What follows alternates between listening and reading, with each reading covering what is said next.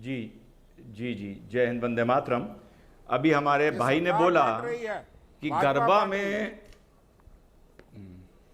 बोल लूं भैया? रविंद्र शर्मा शांत। अभी हमारे भाई ने बोला कि गरबा में एक विशेष वर्ग नहीं आ सकता, और वहां जम्मू एंड कश्मीर में बाहर के लोगों को ले जाके आप वोट पड़वा रहे हैं। बड़ा अजीब सा आर्गुमेंट है। गरबा सांस्कृतिक और धार्मिक उत्सव है, चुनाव लोकतंत्र का उत्सव है। गरबा मान्यताओं, आस्था से गवर्न होता है। चुनाव रिप्रेजेंटेशन ऑफ पीपल एक्ट 1951 से गवर्न होता है। खुदा के वास्ते जब नेशनल टीवी पर आते हो थोड़े अच्छे आर्गुमेंट दे दिया करो भाई। पहली बात, अगर आपको इस फैसले से शिकायत है, अगर ये रिप्रेजेंटेशन ऑफ पीपल एक्ट का कोई वायलेशन कर रहा है, तो सुप्रीम कोर्ट का दरवाजा आपके लिए खुला है। आप लोग को सुप्रीम कोर्ट खेलने का तो विशेष शौक है। दूसरी बात, अमीश भाई जब 370 हटा था तो लोग बड़ी खुशी बना रहे थे, मैं नहीं बना रहा था, क्योंकि 370 हटना समस्याओं का अंत नहीं था, समस्याओं के अंत की शुरुआत थी कि वो कैसे धरातल पर एग्जीक्यूट होगा। तो ये लोग क्या समझ रहे थे, बस कागज पे 370 हट गया, बाकी जम्मू एंड कश्मीर वैसे ही चलता रहेगा जैसा 70 साल से चल रहा था।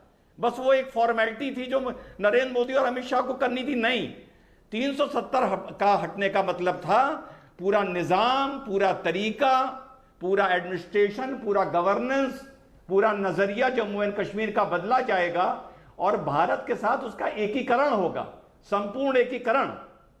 तो इन लोगों को इस बात के लिए तैयार रहना चाहिए था कि आने वाले वक्त में बहुत से ऐसे फैसले आने जा रहे हैं जो इनको चुभेंगे। और आखिरी बात, महबूबा मुफ्ती ने कहा कि ये बाहर के वोटर्स को अलाउ करना, ये जम्मू एंड कश्मीर के ताबूत में आखिरी कील है डेमोक्रेसी की।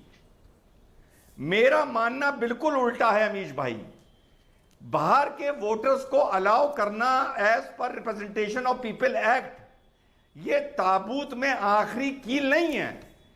ये उस ताबूत में जिसमें जम्मू एंड कश्मीर की जमहूरियत और लोकतांत्रिक व्यवस्था को दफन कर रखा था, उस ताबूत में से सरकार ये आखिरी कील गाड़ नहीं रही है, आखिरी कील उसमें से निकाल रही है ताकि ताबूत के ऊपर जो पटरा है उसको हटाया जाए। तो तकलीफ शर्मा जी को क्यों हो रही है? अंदर 70 साल से सड़ रहा था, तो शर्मा जी क्यों परेशान हो रहे हैं इससे? रविंद्र शर्मा, कांग्रेस क्यों परेशान हो रही है?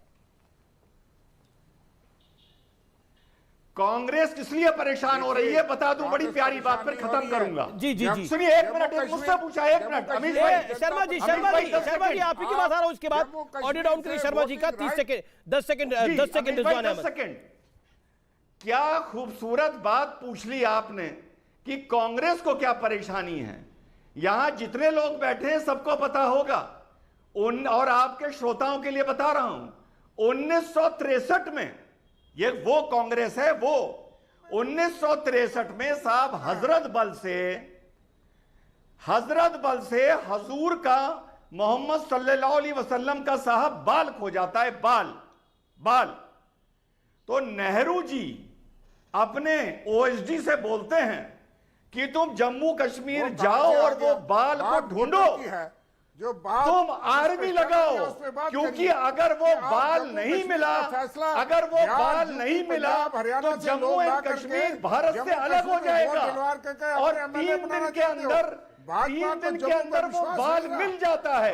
तो ऐसी कांग्रेस पार्टी से जो ये बोल रही हो कि हजूर का अगर बाल नहीं मिला तो जम्मू एंड कश्मीर भारत से अलग हो जाएगा, ऐसी कांग्रेस पार्टी से आप क्या उम्मीद करते हैं? ठीक है, रविंद्र शर्मा जी।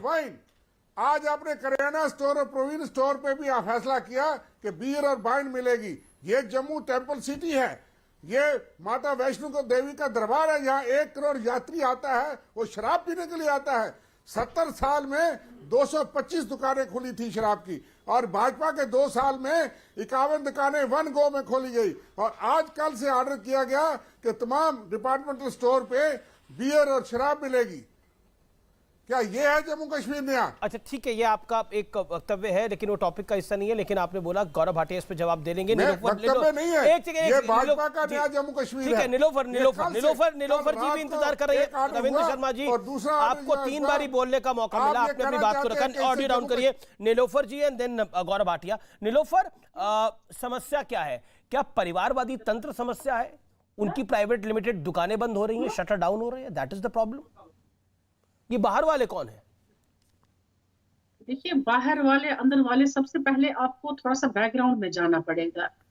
आप यहाँ पर ये कहते हैं कि बीजेपी जो है ये हर देश के वासी का सोच रही है, लेकिन आप मुझे बता दीजिए, इससे पहले भी काफी और रियासतों में इलेक्शन हो गए, तब तो ऐसी कोई बात नहीं थी। पहले ही जहां पर चीफ इलेक्शन कमिश्नर ने ये कहा हो, एक फिगर दिया हो कि आपके 25 लाख या उससे ज्यादा लोग जो है रजिस्टर्ड हो सकते हैं।